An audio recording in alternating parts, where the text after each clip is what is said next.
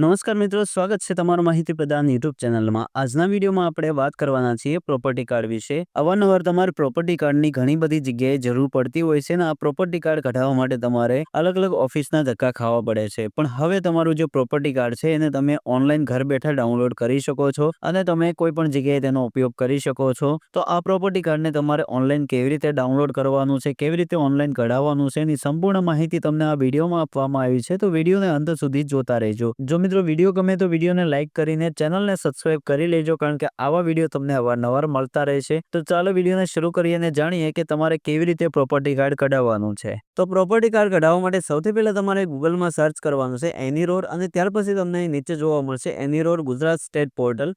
એના ઉપર તમારે ક્લિક કરી દેવાનું છે। જેવું ક્લિક કરશો એટલે આ પ્રકારે તમારી સામે ડેશબોર્ડ જોવા મળશે। અહીં નીચે તમને જોવા મળશે ડિજિટલ સીલ્ડ પ્રોપર્ટીની નકલ। જો અહીંયા જોવા ના મળે તો તમારે અહીંયા એરો ઉપર ક્લિક કરવાનું છે, એટલે આગળ પાછળ થશે। તો અહીંયા તમે જોઈ શકો છો ડિજિટલી સીલ્ડ પ્રોપર્ટીની નકલ, એના ઉપર તમારે ક્લિક કરી દેવાનું છે। જેવું ક્લિક કરશો એટલે આ પ્રકારે તમારી સામે વિગતો આવી જશે। અહીંયા તમારે અરજીની વિગત દાખલ કરવાની છે। તો સૌથી પહેલા તો આપણે અહીંયા નવી અરજી કરવાની છે। નવી અરજી કરવાની છે એટલે આપણે અહીંયા અરજી દાખલ કરવા એના ઉપર ક્લિક રાખીશું। અને જો તમે પહેલેથી અરજી દાખલ કરેલી છે અને તમારે એને ડાઉનલોડ કરવું છે તો અહીંયા તમારે ક્લિક કરવાનું છે। અત્યારે આપણે અરજી નવી દાખલ કરવાની છે એટલે અહીંયા પહેલા ઉપર ક્લિક રાખીશું। ત્યાર પછી અહીંયા આપણે અરજદારનું નામ દાખલ કરવાનું છે, જેનું આપણે પ્રોપર્ટી કાર્ડ કઢાવવાનું છે એમનું નામ અહીંયા દાખલ કરીશું।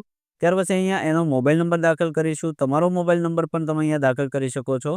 ત્યાર પછી અહીંયા ઈમેલ એડ્રેસ દાખલ કરવાનું છે। ઈમેલ એડ્રેસ અહીંયા કમ્પલસરી નથી, જો તમારી પાસે છે તો તમે અહીંયા દાખલ કરી શકો છો, જો ના હોય તો અહીંયા ના દાખલ કરો તો પણ ચાલશે। ત્યાર પછી તમારે અહીંથી સિલેક્ટ કરવાનું છે મેલ કે પુરુષ। તમે અહીંયા જે નામ દાખલ કર્યું છે એનું જેન્ડર અહીંથી તમારે સિલેક્ટ કરવાનું છે, એટલે કે પુરુષમાં આવે છે કે સ્ત્રીમાં આવે છે। અહીંયા આપણે બધી વિગત દાખલ કરી દઈએ। ત્યાર પછી નીચે આવી જવાનું છે।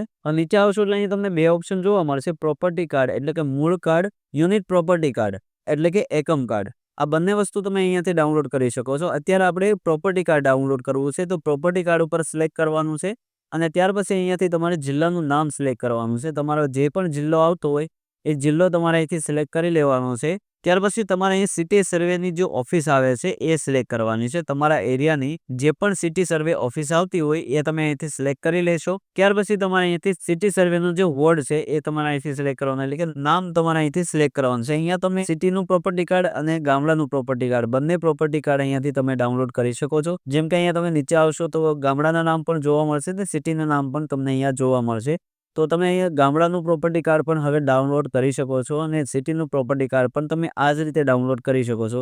બંનેની જે મેથડ છે, બંનેની જે પ્રોસેસ છે એક જ છે, એટલે તમારે એક જ પ્રોસેસથી તમારું સિટીનું અથવા તો ગામડાનું પ્રોપર્ટી કાર્ડ ડાઉનલોડ કરવાનું છે। તો આપણે અત્યારે અહીંયા સિટીનું કરીએ છીએ, પણ ગામડાનું પણ તમારે એવી જ રીતે કઢાવવાનું રહેશે। તો અહીંયા આપણે નીચે આવી જશું અને આપણે જે પણ જગ્યાએ આપણો સર્વે નંબર છે એ આપણે અહીંથી સિલેક્ટ કરી લઈશું। અહીંયા સિલેક્ટ કર્યા પછી તમારે અહીંથી સર્વે નંબર સિલેક્ટ કરવાનો છે। જે પણ સર્વે નંબર તમારો આવતો હોય એ સર્વે નંબર તમારે અહીંથી સિલેક્ટ કરી લેવાનો છે। જેમ કે અહીંયા ડ્રોપડાઉન ઉપર ક્લિક કરીશું એટલે અહીં જેટલા પણ સર્વે નંબર તમારા હશે એ સર્વે નંબર અહીં તમારી સામે આવી જશે, અને એમાંથી જે પણ સર્વે નંબર તમારો હોય એ તમારે સર્વે નંબર સિલેક્ટ કરી લેવાનો છે। તો અહીંયા તમારો જે પણ સર્વે નંબર આવતો હોય એ તમે અહીંથી સિલેક્ટ કરી લેશો। જેમ કે અહીંયા સર્વે નંબર સિલેક્ટ કર્યો એટલે તરત અહીંયા તમને સીટ નંબર જોવા મળશે, તમારો જે કાર્ડ નંબર છે એ તમારી સામે આવી જશે। ત્યાર પછી અહીંયા તમારું હાલનું ક્ષેત્રફળ એટલે કે તમારા એરિયાનું જે પણ ક્ષેત્રફળ હશે એ ચોરસ મીટરમાં તમને જોવા મળશે। ત્યારબાદ અહીં તમારે ફી કેલ્ક્યુલેટ ઉપર ક્લિક કરવાનું છે। જેવું તમે ફી કેલ્ક્યુલેટ ઉપર ક્લિક કરશો એટલે અહીંયા તમારી સામે રકમ આવી જશે। અહીંયા તમારે કેટલા રૂપિયા પે કરવાના રહેશે તમારી સામે આવી જશે। અહીંયા પર પાના દીઠ તમારે 5 રૂપિયા દેવાના રહેશે, એટલે કે જો તમારું પ્રોપર્ટી કાર્ડ એક જ પાનાનું હશે તો તમારે 5 રૂપિયા દેવાના રહેશે। જો તમારું પ્રોપર્ટી કાર્ડ 2 પાનાનું હશે તો તમારે 10 રૂપિયા દેવાના રહેશે। એવી જ રીતે જેટલા પણ પાના હશે એ પ્રમાણે તમારે પૈસા દેવાના રહેશે। તો અહીંયા આપણે કેલ્ક્યુલેટ ફી ઉપર ક્લિક કરીશું। તો જેવું અહીંયા ક્લિક કર્યું એટલે તમે અહીંયા જોઈ શકો છો એક પાનાનું પ્રોપર્ટી કાર્ડ અહીંયા તમારી સામે આવી ગયું છે। તો અહીંયા જે તમારે ફી ભરવાની થાય છે એ 5 રૂપિયા ભરવાની થાય છે। તો અહીંયા તમારે ફી ભરવા માટે સેવ એપ્લિકેશન ઉપર ક્લિક કરવાનું છે। જેવું તમે સેવ એપ્લિકેશન ઉપર ક્લિક કરશો એટલે આ પ્રકારે તમારી સામે અહીંયા એપ્લિકેશન નંબર આવી જશે। આ એપ્લિકેશન નંબરને તમારે સાચવીને રાખવાનો રહેશે। આને તમારે અહીંયાથી કોપી કરી લેવાનો છે। ત્યાર પછી અહીંયા ઓકે બટન ઉપર ક્લિક કરી દેવાનું છે। હવે અહીંયા તમારે પે નાઉ ઉપર ક્લિક કરવાનું છે। પે નાઉ ઉપર ક્લિક કરશો એટલે અહીંયા તમારી બધી વિગત આવી જશે। ત્યાર પછી તમારે નીચે આવી જવાનું છે।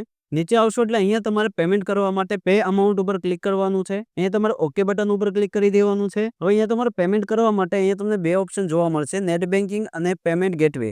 તો આમાંથી તમારે જે પણ અનુકૂળ આવે એના ઉપર ક્લિક કરીને આગળ વધી જવાનું છે। તો અહીંયા આપણે પેમેન્ટ ગેટવે થી સિલેક્ટ કરીશું, તો પેમેન્ટ ગેટવે ઉપર ક્લિક કરીશું। ત્યાર પછી નીચે આવી જવાનું છે। અહીંયા તમારે કન્ફર્મ બટન ઉપર ક્લિક કરવાનું છે। ત્યાર પછી અહીંયા તમારે એગ્રી કરવાનું છે, અને અહીંયા તમારે સબમિટ બટન ઉપર ક્લિક કરી દેવાનું છે. હવે અહીંયાથી તમારે પેમેન્ટ કરી લેવાનું છે. પેમેન્ટ કરવા માટે અહીં તમને ઘણા બધા ઓપ્શન જોવા મળશે. એમાંથી જે પણ તમને ઓપ્શન અનુકૂળ આવે એનાથી તમારે પેમેન્ટ કરી લેવાનું છે. જેમ કે તમે યુપીઆઈથી પેમેન્ટ કરવા માંગો છો, ફોનપે, ગૂગલ પે, પેટીએમથી, તો અહીંયા તમારે યુપીઆઈ ઉપર ક્લિક કરવાનું છે. અને ત્યારબાદ અહીંયા તમારે ક્યુઆર ઉપર ક્લિક કરીને પેના ઉપર ક્લિક કરશો એટલે અહીંયા એક ક્યુઆર કોડ આવી જશે. આ જે ક્યુઆર કોડ છે એ ક્યુઆર કોડને તમારે સ્કેન કરવાનું છે અને તમારે પેમેન્ટ કરી દેવાનું છે.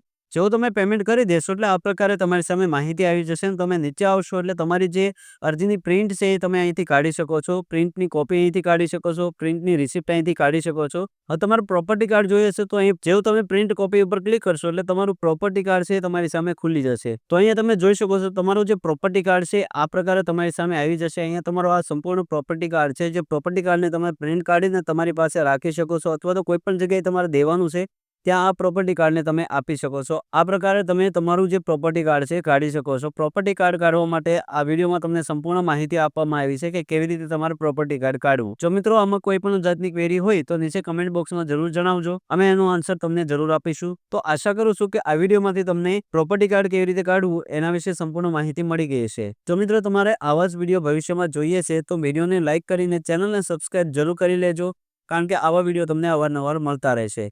તો મળીએ નવા વિડીયોમાં. આજના વિડીયોમાં એટલું. જય હિન્દ, વંદે માતરમ.